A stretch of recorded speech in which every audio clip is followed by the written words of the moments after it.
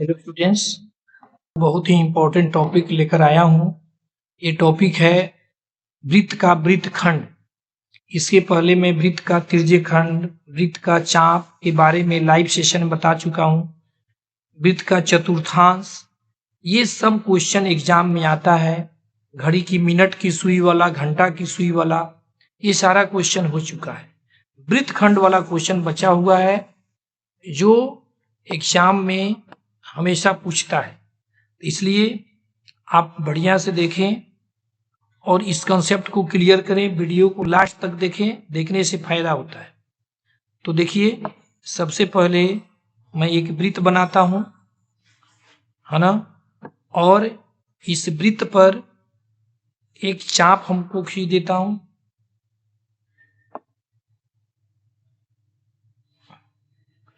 तो देखिए, ये AB जीवा है और ये जो आप देख रहे हो, ये AB जो है ये चाप है और ये जीवा है। तो जीवा और चाप के बीच में जो खंड देख रहे हैं, इसी खंड को हम लोग वृत्तखंड कहते हैं। ऊपर भी देखिए, ये चाप है और जीवा है, तो फिर यह भी एक वृत्तखंड है। तो यहाँ पर दो वृत्तखंड दिखाई दे रहा है, एक लघु वृत्तखंड और एक दीर्घ वृत्तखंड। ये छोटे वाले को हम लोग लघु वृत्तखंड कहेंगे और बड़े वाले को दीर्घ वृत्तखंड कहेंगे। यही है वृत्तखंड। तो ऊपर वाला आ गया दीर्घ वृत्तखंड, दीर्घ वृत्तखंड, और नीचे वाला हो गया लघु वृत्तखंड। अब है सवाल कि इनका क्षेत्रफल कैसे निकाला जाए। तो क्षेत्रफल निकाले के बारे में मैं आपको बता देता हूं। जैसे ये वृत्त हो गया, अब इसमें वृत्त का ये केंद्र हो गया। अब मैं एक इसमें आपको त्रिज्यखंड बनाता हूं। देखिए, ये त्रिज्यखंड हो गया। आप जो देख रहे हो AOB, ये वृत्त का त्रिज्यखंड हो गया। और त्रिज्यखंड में का क्षेत्रफल निकालने के लिए आप जानते हैं, इसके पहले वाले क्लास में मैं बताया हूं कि त्रिज्यखंड का क्षेत्रफल का सूत्र होता है थीटा बटे 360 डिग्री गुने पाई r स्क्वायर। ये त्रिज्यखंड का क्षेत्रफल का सूत्र है। यहां पर अगर मैं एक जीवा खींच दूं, तो अब ऊपर वाला जो भाग है, ये जो है त्रिज्या से जो भाग बना है त्रिज्या और जीवा के बीच में, ये त्रिभुज हो गया। और नीचे वाला भाग आपका वृत्तखंड हो गया। तो वृत्तखंड का क्षेत्रफल निकालने के लिए त्रिज्यखंड के क्षेत्रफल में से त्रिभुज का क्षेत्रफल घटा दीजिए। त्रिज्यखंड के क्षेत्रफल में से मतलब इसमें से इस त्रिभुज का क्षेत्रफल घटा दीजिए, है ना, तो आपका वृत्तखंड का क्षेत्रफल आ जाएगा। यही फॉर्मूला है, बाकी कहीं ध्यान देने की जरूरत नहीं है। अब आपको त्रिभुज का क्षेत्रफल निकालने का सूत्र बहुत है, लेकिन वृत्त के त्रिज्या और जीवा से जो त्रिभुज बना है, उस त्रिभुज का क्षेत्रफल निकालने का तरीका है, सूत्र है 1/2 r स्क्वायर साइन थीटा। यही फॉर्मूला है। अब आप अगर इसमें से घटा देते हो तो ये वृत्तखंड का क्षेत्रफल का सूत्र हो जाएगा। वृत्तखंड का क्षेत्रफल, चाहे कोई वृत्तखंड हो, थीटा बटे 360 गुने पाई r square minus 1/2 r square sine theta. एक बात आप ध्यान दीजिएगा, जो ये त्रिभुज है, त्रिभुज का क्षेत्रफल निकालने का बहुत फॉर्मूला है 1/2 आधार गुने ऊंचाई। यह भी आप लगा सकते हो लेकिन ये तब लगाना जब यहां पर 90 डिग्री का कोण मालूम। अगर इसका तीनों भुजा बराबर हो तो समबाहु त्रिभुज का क्षेत्रफल का सूत्र लगा दे सकते हो 1 बाई ये √3/4 इंटू भुजा स्क्वायर यहां पर। लेकिन ये अलग अलग त्रिभुज के लिए है, और ये जो मैं फॉर्मूला लगाया हूं ये सब त्रिभुज के लिए, यहां पर जो भी त्रिभुज बनेगा सबके लिए है। तो ज्यादा दिमाग क्यों खराब करना है, इसलिए आप हमेशा त्रिभुज के क्षेत्रफल का सूत्र यही लगाइएगा। कब? जब जीवा और त्रिज्या से बना होगा तब तो वृत्त में बनेगा। तो वृत्तखंड का क्षेत्रफल का सूत्र हो गया। तो थीटा क्या है? तो ये केंद्रीय कोण है। एक बात और ध्यान देना है कि अगर केंद्रीय कोण जो है थीटा 180 से कम है तो लघु वृत्तखंड का क्षेत्रफल निकलेगा, और 180 से ज्यादा है तो दीर्घ वृत्तखंड का निकलेगा। सूत्र यही रहेगा। तो लघु में तो टेंशन नहीं है, 180 से कम रहेगा, लेकिन दीर्घ में जब 180 से ज्यादा रहेगा तो यहाँ साइन थीटा का मान आप 90 तक जानते हो, और 180 से ज्यादा आएगा तो कहां से निकालोगे। इसलिए अगर क्वेश्चन आ जाए दीर्घ वृत्तखंड का क्षेत्रफल निकालने के लिए तो आप इस सूत्र पर लघु वृत्तखंड का क्षेत्रफल निकाल लीजिएगा।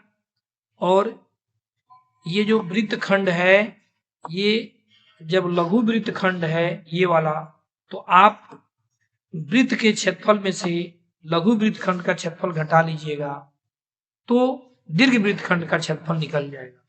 देख लीजिए, ये वृत्त है और ये लघु वृत्तखंड है।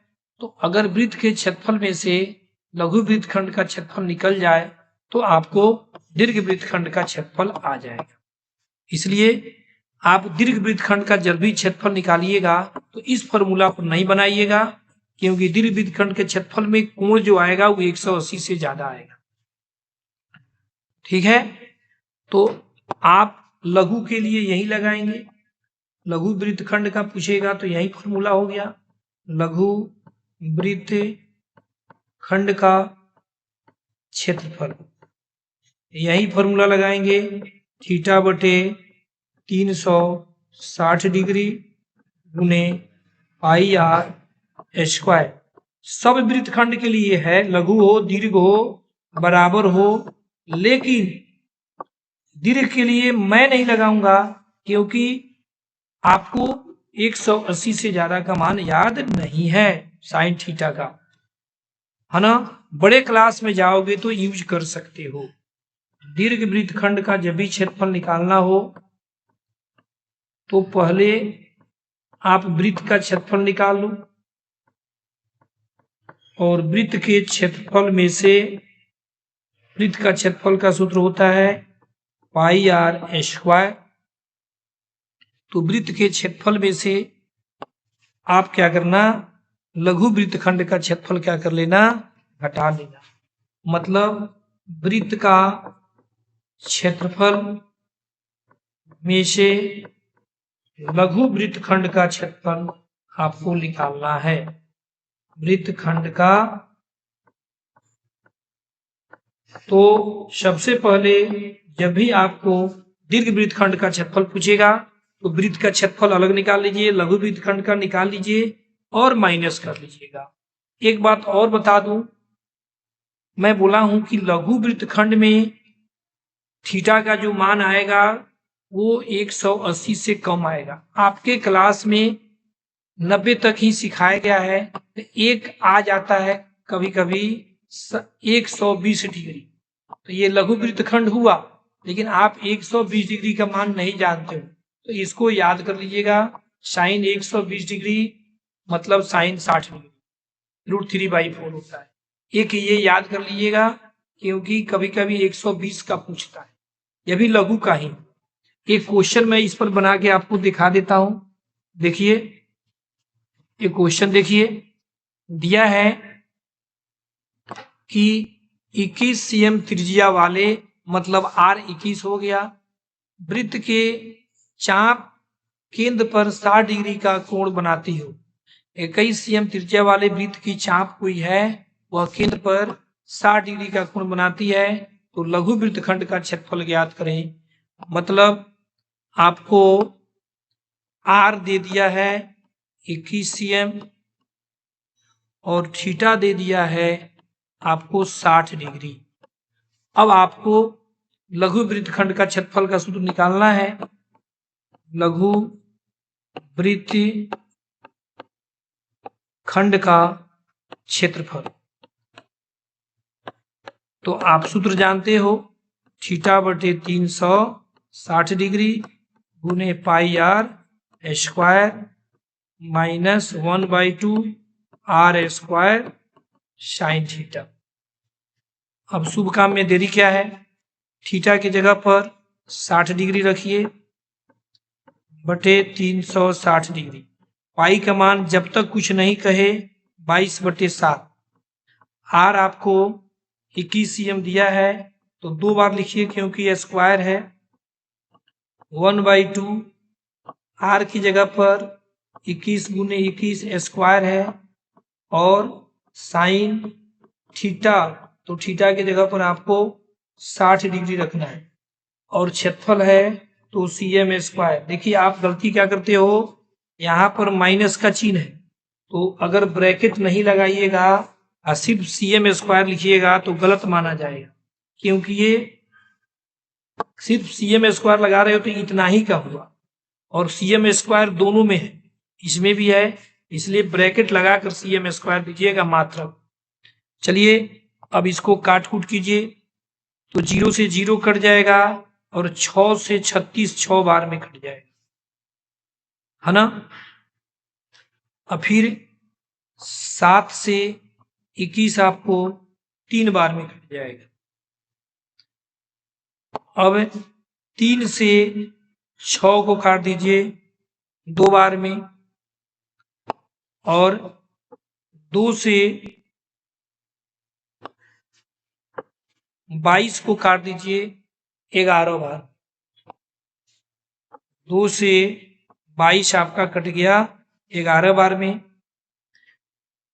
इसमें आपको कोई कटने उठने वाला है नहीं, तो आप 21 से 21 में गुना कर लीजिए, 21 से 11 में गुना कर लीजिए, तो गुना कीजिए, तो गुना कीजिएगा तो आपको 11 एकम 11, 11 दूना 22 23 हो जाएगा।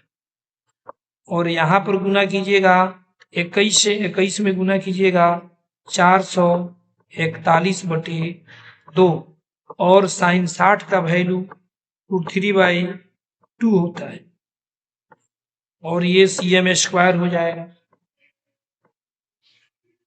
अब देखिए, अब 2 से 2 में गुना कर लेंगे, यहाँ पर यहाँ 2 से 2 में गुना कर लेंगे 4 हो जाएगा। यही आंसर हो गया। कभी कभी अब आपको भिन्न का जो घटाव करने की जरूरत नहीं है, अगर करना चाहेंगे तो कर सकते हैं, लेकिन आपको अगर क्वेश्चन में √3 का वैल्यू दिया रहे, यहाँ पर दिया रहा 1.72 समथिंग जो भी दिया रहे, आप तब यहाँ पर आप √3 का वैल्यू रख कर और जोड़ घटाव गुना भाग करेंगे। अगर नहीं दिया रहे तो इतना ही छोड़ देंगे, आगे बढ़ने की जरूरत नहीं है। तो अब ये आंसर हो गया।